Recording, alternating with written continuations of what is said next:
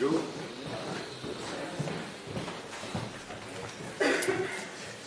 afternoon, everybody.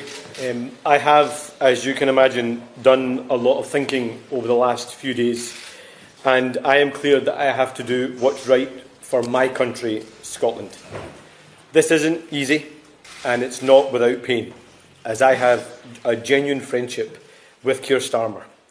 But my first priority and my first loyalty is to my country, Scotland. And I am not willing to sacrifice Scotland's NHS, our schools, our communities, our towns, cities, villages and islands to a third decade of an SNP government. That's why the distraction needs to end and the leadership in Downing Street has to change. It is so obvious that we desperately need change in Scotland. And in 3 months' time, the opportunity to get rid of a failing SNP government is one that is too important to be missed. We cannot allow the failures at the heart of Downing Street to mean the failures continue here in Scotland. Because the election in May is not without consequence for the lives of Scots. We have an NHS crisis where too many Scots can't access the treatment they need and when they need it. We have a housing emergency with more than 10,000 Scottish children homeless right now. And we have too many young people not feeling safe at school or on our streets or missing out on the opportunities they deserve. And we have an SNP government that is addicted to secrecy and cover-ups with devastating consequences. That's why I have to be honest about failure wherever I see it. The situation in Downing Street is not good enough. There have been too many mistakes. They promised they were going to be different, but too much has happened.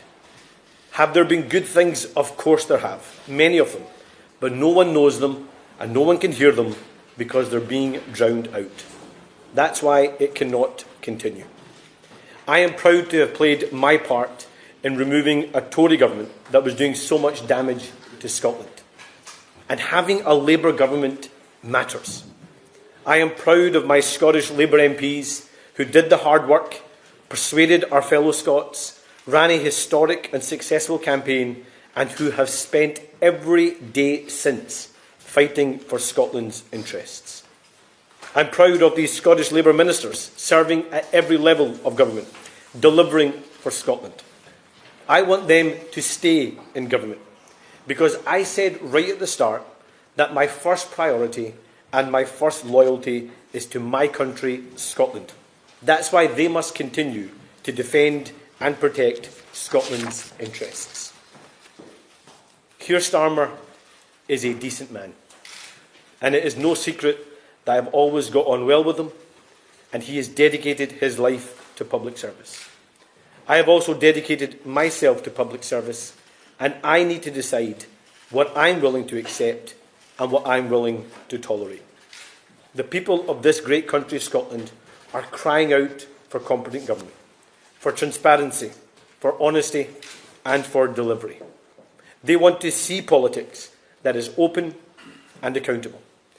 They want to see leaders who put the national interest before themselves. That is the standard I will always apply. In 3 months, we have an election that must be about one thing and one thing only: Scotland. That is my duty, that is my priority, that is my loyalty, and that is Scotland's choice. Thank you. I'll open up for some questions. I'll take Glenn Campbell from the BBC. Anasawar, just spell out why you want change and why you think that will end what you call distraction. Wouldn't it just plunge your party and the country into further chaos as a new leader is sought? I think the reality is, Glenn, that there are so many achievements of a UK Labour government, so many good things that are happening across our country. But if you ask people, they can't see them and they can't hear them because the leadership in Downing Street has become a huge distraction. And I've had to think about my own priority, and my own priority, my first loyalty, is to Scotland. And Scotland needs to fundamentally take the opportunity for change here in Scotland in 3 months' time. But who do you want to replace Keir Starmer? And if that Look, let me be leadership contest, won't that cause months of chaos? Let me be really clear. I am not supporting or backing any alternative or any candidate. This is not about MPs versus MSPs. This is about what is right for Scotland.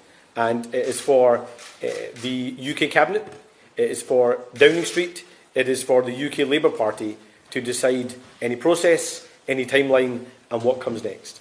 Colin Mackay from STB. You told me on Thursday you thought that Keir Starmer would still be Prime Minister come the election in May. What's changed since Thursday? Well, what I said to you, Colin, was that yes, he could, but we needed answers.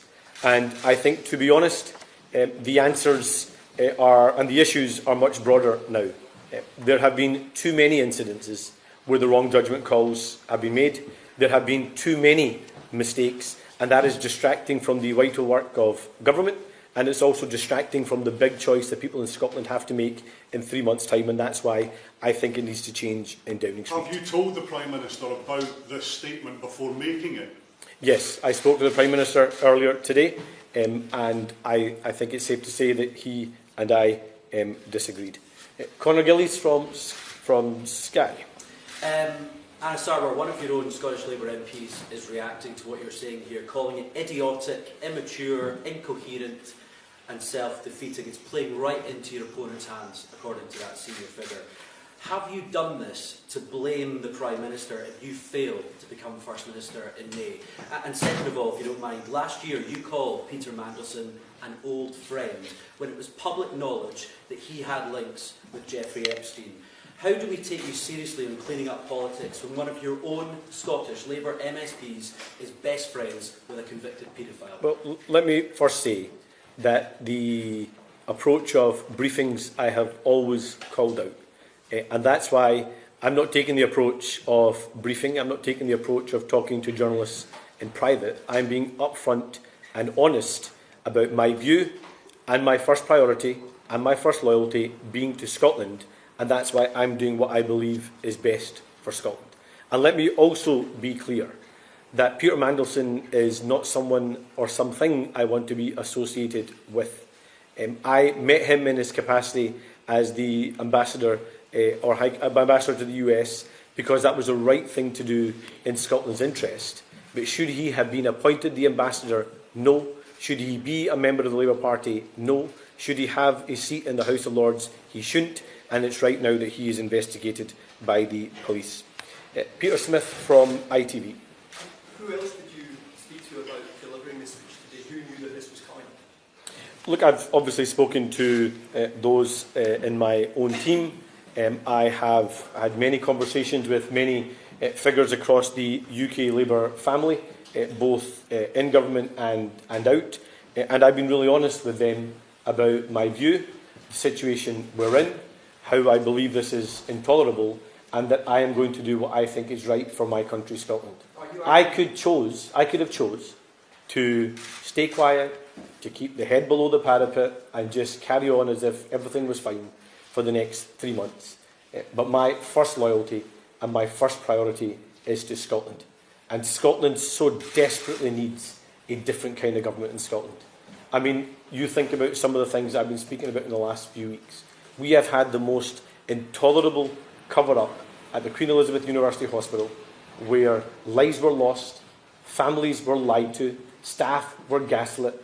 Do we really want to sacrifice Scotland's NHS to a third decade of the SNP? We have children that are feeling unsafe in the classroom or on the streets because of knife crime or the challenge of mobile phones and social media. Do we want a government that's going to stand up on those issues and fight young people's corner? Do we want to sacrifice another generation to SNP government? No. I'm not. 点击以下资讯栏链接，可看这个影片的完整背景与后续引起的回响哦。